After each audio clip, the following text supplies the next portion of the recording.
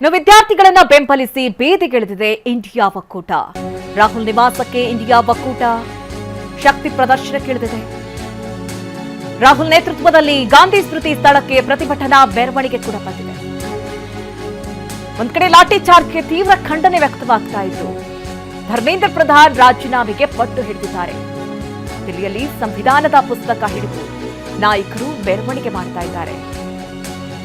Barricade ಹಾಕಿ ಪೊಲೀಸರು ತಡೆಯುವಂತಹ ಪ್ರಯತ್ನವನ್ನ ಕೂಡ ಮಾಡಿದ್ದಾರೆ. ಆದರೆ ಆ ಸಂದರ್ಭದಲ್ಲಿ ಪೊಲೀಸರು ಹಾಗೆ ನಾಯಕರ ನಡುವೆ ಒಂದಷ್ಟು ಜಟಾಪಟಿ ಕೂಡ ನಡೆದಿದೆ.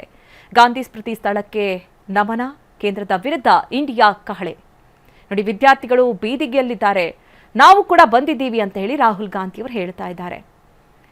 ಈ ಹೋರಾಟ ಯಾವಾಗ ತೀವ್ರಗೊಳ್ತೋ ಆಗ ವಿಪಕ್ಷಗಳೆಲ್ಲವೂ ಕೂಡ ವಿದ್ಯಾರ್ಥಿಗಳಿಗೆ ನಾವು ಸಿಜೆಪಿಗೆ ಸಪೋರ್ಟ್ ಮಾಡೋದಾಗಿ ಬಂದರು, ಬೀದಿಗಿಳಿದು ಹೋರಾಟವನ್ನು ನಡೆಸಿದ್ರು. ಈಗ ಆ ಸಪೋರ್ಟ್ ಇನ್ನೊಂದು ಹಂತಕ್ಕೆ ಹೋಗಿ ತಲುಪಿದೆ. ರಾಹುಲ್ ನಿವಾಸದಲ್ಲೇ ಇಂಡಿಯಾ ಒಕ್ಕೂಟದ ಶಕ್ತಿ ಪ್ರದರ್ಶನ ನಡೆದಿದೆ. ರಾಹುಲ್ ನೇತೃತ್ವದಲ್ಲಿ ಗಾಂಧಿ ಸ್ಮೃತಿ ಸ್ಥಳಕ್ಕೆ ಪ್ರತಿಭಟನಾ ಮೆರವಣಿಗೆ ಕೂಡ ಬಂದಿದೆ. ರಾಹುಲ್ ಗಾಂಧಿ ನಿವಾಸದಿಂದ ಈಗಾಗಲೇ 3 ಬಸ್ಗಳಲ್ಲಿ ಪ್ರಯಾಣವನ್ನ ಮಾಡೋ ಬಗ್ಗೆ ಚಿಂತನೆ ನಡೆದಿದೆ. ಅಂದ್ರೆ ಆತ್ಮಹತ್ಯೆ ಮಾಡಿಕೊಂಡಂತಹ ವಿದ್ಯಾರ್ಥಿಗಳಿಗೆ ಶ್ರದ್ಧಾಂಜಲಿಯನ್ನ ಸಲ್ಲಿಸಲಾಗುತ್ತೆ. ಲಾಠಿ ಚಾರ್ಜ್ನಿಂದ ಗಾಯಗೊಂಡಂತಹ ವಿದ್ಯಾರ್ಥಿಗಳಿಗೆ ಬೆಂಬಲಿಸುವಂತಹ ಪ್ರಯತ್ನಗಳು ನಡೀತಾ ಇದೆ. ವಿಪಕ್ಷಗಳ ನಾಯಕರಿಂದ ಗಾಂಧಿ ಸ್ಮೃತಿ ಸ್ಥಳಕ್ಕೆ ರಾತ್ರಿ ಮೆರವಣಿಗೆ ಕೂಡ ನಡೆಯಿತು. ರಾಹುಲ್ ಗಾಂಧಿ ನಿವಾಸದಲ್ಲಿ ಸಭೆ ಬಳಿಕ 3 ಬಸ್ಗಳಲ್ಲಿ ಪ್ರಯಾಣವನ್ನ ಮಾಡಿದ್ರು. ಮಲ್ಲಿಕಾರ್ಜುನ್ ಖರ್ಗೆ, ಕೆಸಿ ವೇಣುಗೋಪಾಲ್, ಸುರ್ಜೇವಾಲಾ, ಬಸ್ ಚಾಲಕರ ಪಕ್ಕದಲ್ಲೇ ಸಂಸದೆ ಪ್ರಿಯಾಂಕಾ ಗಾಂಧಿ ಅವರು ಕುಳಿತಿದ್ರು. ಇನ್ನು ಮೆರವಣಿಗೆ ತಡೆದಂತಹ ಪೊಲೀಸರ ವಿರುದ್ಧ ರಾಹುಲ್ ಗಾಂಧಿ ಕಿಡಿಕಾರಿದ್ರು. ಸೆಕ್ಷನ್ 163 ಜಾರಿಯಲ್ಲಿದೆ ಅಂತ ಪೊಲೀಸರು ಬೈಕ್ನಲ್ಲಿ ಘೋಷಣೆ ಕೂಡ ಮಾಡ್ತಾರೆ. ನಮ್ಮನ್ನ ತಡೆಯಲು ಯಾರಿಂದಲೂ ಸಾಧ್ಯವಿಲ್ಲ ಅಂತ ಹೇಳಿ ರಾಹುಲ್ ಗಾಂಧಿ ಅವರು ಕೂಡ ವಾಗ್ದಾಳಿಯನ್ನ ನಡೆಸಿದ್ದಾರೆ. ಇದು ನಿನ್ನೆ ರಾತ್ರಿ ಆದಂತಹ ಘಟನೆ. ಯಾವ ರೀತಿ ಈಗಾಗಲೇ ವಿದ್ಯಾರ್ಥಿಗಳು ಸಾವನ್ನಪ್ಪಿದ್ರು, ಅವರಿಗೆ ನಮಿಸುವಂತಹ ಕೆಲಸ, ಜೊತೆಗೆ ಗಾಯಗೊಂಡವರಿಗೂ ಕೂಡ ಬೆಂಬಲಿಸುವಂತಹ ಪ್ರಯತ್ನವನ್ನ ವಿಪಕ್ಷಗಳು ಮಾಡ್ತಾ ಇದೆ. What's happening in solidarity with the students, we wanted to take the opposition MPs to India Gate, but then they refused. So then we wanted to take them to 30th January, Gandhiji's assassination spot.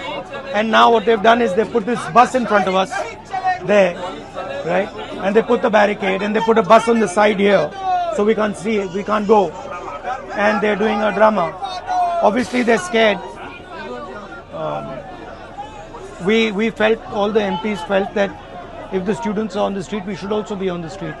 What's happening in solidarity with the students, we wanted to take the opposition MPs to India Gate. ಇನ್ನು ಈ ಬಗ್ಗೆ ಹೆಚ್ಚಿನ details ಅನ್ನ ನೀಡ್ತಾರೆ ನಮ್ಮ ಪ್ರತಿನಿಧಿ ಹರೀಶ್. ನೇರ ಸಂಪರ್ಕದಲ್ಲಿ ನಮ್ಮನ್ನ ಜಾಯ್ನ್ ಆಗ್ತಾ ಇದ್ದಾರೆ. ಹರೀಶ್, ಇಲ್ಲಿ ಗಮನಿಸ್ತಾ ಇರುವ ಹಾಗೆ ವಿದ್ಯಾರ್ಥಿಗಳು ತಮ್ಮ ನ್ಯಾಯಕ್ಕಾಗಿ ಹೋರಾಟಕ್ಕೆ ಇಳಿದಿದ್ರು, ಆದರೆ ವಿಪಕ್ಷಗಳು ಕೂಡ ಇದಕ್ಕೆ ಸಪೋರ್ಟ್ ಅನ್ನ ನೀಡಿದ್ವು. ನಿನ್ನೆ ರಾಹುಲ್ ಗಾಂಧಿ ಅವರು ಒಂದ್ ಕಡೆ ಮೆರವಣಿಗೆ ಮಾಡುವಂತಹ ಮುಖಾಂತರವಾಗಿ ಅಂದ್ರೆ ಈಗ ಕೇಳಿ ಬರ್ತಾ ಇರುವಂತಹ ಆರೋಪಗಳೇ ವಿಪಕ್ಷಗಳ ಮೇಲೆ ಈ ಸಿಚುವೇಶನ್ ಅನ್ನ ಯುಟಿಲೈಸ್ ಮಾಡ್ಕೊಳ್ತಾ ಇದ್ದಾರೆ ಅಂತ.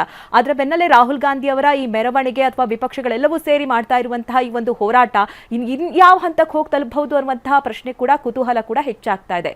ಹರೀಶ್. ಹೌದು ಮಧು ನಾಗರಾಜ್, ವಿದ್ಯಾರ್ಥಿಗಳ ಈ ಹೋರಾಟವನ್ನ ಸಹಜವಾಗಿ ವಿಪಕ್ಷಗಳು ಇದನ್ನ ಬಳಸಿಕೊಳ್ಳುವಂತ ಪ್ರಯತ್ನವನ್ನ ಮಾಡ್ತವೆ. ಅಂದ್ರೆ ಕಾಂಗ್ರೆಸ್ ಕೂಡ ಅದನ್ನೇ ಮಾಡ್ತಾ ಇರುವಂತದ್ದು. ಹಾಗಾಗಿ ಪ್ರಧಾನಿ ನರೇಂದ್ರ ಮೋದಿ ಅವರ ನಿವಾಸದ ಮುಂದೆ ಕಾಂಗ್ರೆಸ್ ಪ್ರತಿಭಟನೆಯನ್ನ ಮಾಡಿದಂತಹದ್ದು, ಧರಣಿಯನ್ನ ಮಾಡಿರುವಂತಹದ್ದು.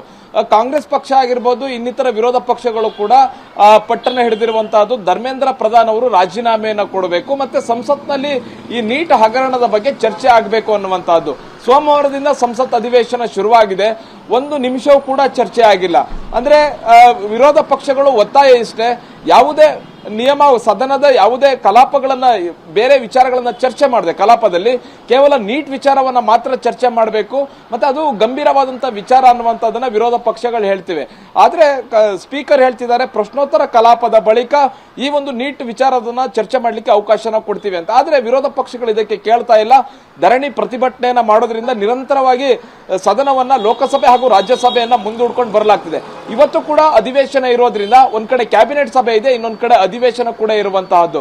ಇಲ್ಲಿ ಕ್ಯಾಬಿನೆಟ್ ಸಭೆಯಲ್ಲಿ ಕೇಂದ್ರ ಸರ್ಕಾರ ಯಾವ ರೀತಿಯಂತ ನಿರ್ಧಾರ ತೆಗೆದುಕೊಳ್ಳುತ್ತೆ ಅನ್ನುವಂಥದ್ದು ಬಹಳಷ್ಟು ಕುತೂಹಲನ ಕೇಳಿಸಿದೆ.